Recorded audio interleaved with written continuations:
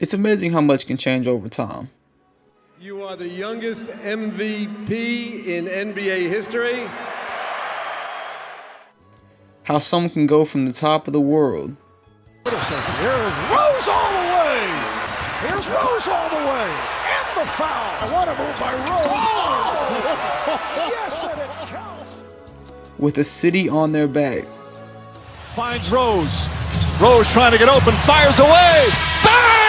It's over. The Bulls win at the buzzer. To an afterthought. But what if this isn't the end? What if this is just the next chapter and a comeback story we can all learn from? I'm here to tell you why the Cleveland Cavaliers can help not only revive Derrick Rose's legacy, but maybe even his career. There seems to be a misconception that Rose had a bad year this past season in New York. However, if you look at the numbers, you'll discover it's actually the exact opposite. You see, Rose was able to average 18 points per game. This was his best since the 2012 season, which is also the last time he was named to an All-Star game.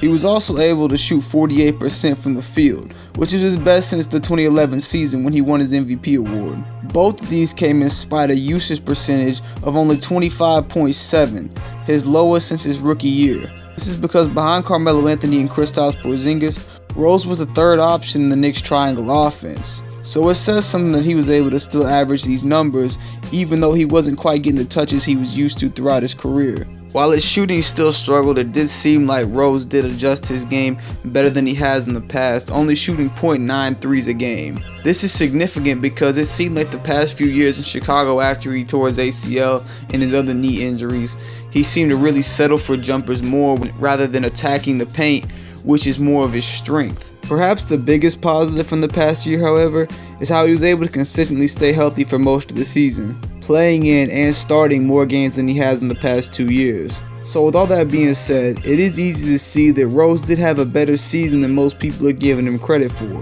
If anything, he was closer to the MVP All-Star form of himself this past season than he has been in at least 3 years. And that's being said through the numbers and through just watching film of him playing. He was attacking the rim more, he got back to more of his athleticism. You actually saw him attempting more dunks, even attempting dunks with people in traffic, which is something that he had totally stayed away from for at least the past 3 seasons in Chicago. Now, as far as the Cavaliers are concerned, I feel like they have the perfect team for Rose.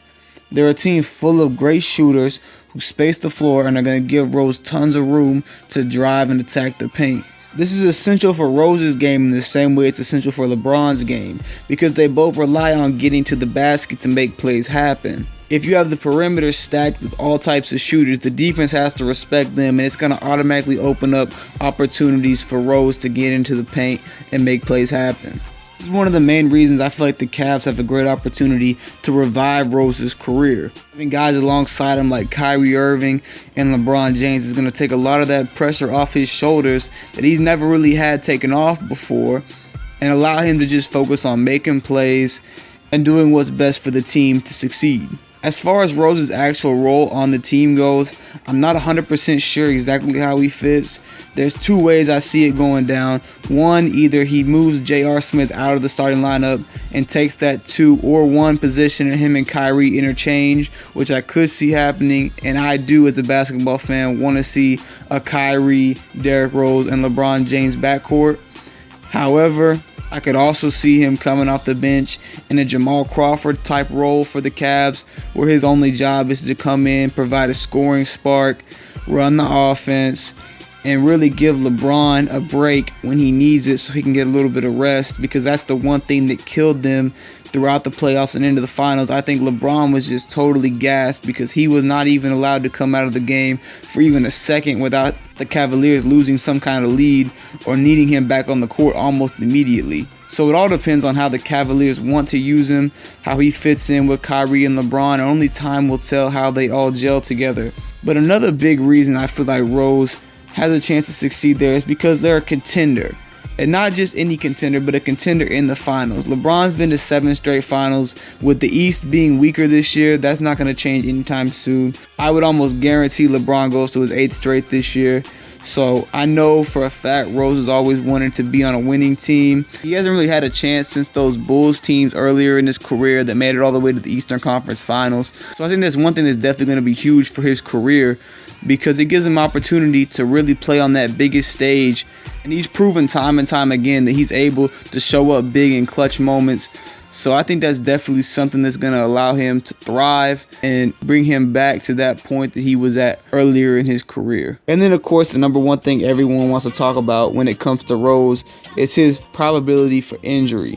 And I really feel like with a lot of the load taken off of him with Cleveland, it would help take some of that wear and tear off his body throughout the season. Rose has never really been in a position like this where he'll be able to take less of a workload throughout the offense and it not fatally hurt the team. He'll be able to sit back some plays and let Kyrie, let LeBron go to work in the offense, and that's going to really save a lot of his knees, a lot of his other injuries that he consistently gets.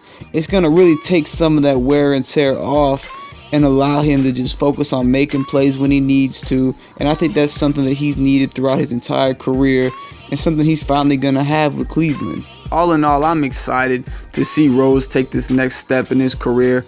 I know as a fan of basketball and as a Derrick Rose fan growing up, basketball is always more fun when he's at the top of his game. And I believe Cleveland will give him that opportunity to raise his game to that another level and really get back to being one of the most exciting players to watch in the NBA. If last year was any indication, he's back to being in attack mode, back to being willing to get in there amongst the trees, shift his body around, use his hang time, even get up and try to dunk on a couple people. And that's something that I think is great for the game of basketball. It's great for the Cleveland Cavaliers because it gives them another scoring punch that they'll need to go up against Golden State. Now, is that enough for them to beat Golden State? I'm not sure. They're definitely going to need to make some additional moves to make up for some of the scoring off the bench. They're going to need to be able to find a way to give LeBron more of a break during games. But signing a guy with the caliber of Derrick Rose is definitely a step in the right direction. But I'm not going to take up any more of your time. I want to thank you guys for watching this video. Thank you for all the support you give me. I ask you, please leave feedback in the comment section below. Hit that like button. Don't forget to subscribe and turn on post notifications so you don't miss any new content. Again, thank you guys for watching. God bless.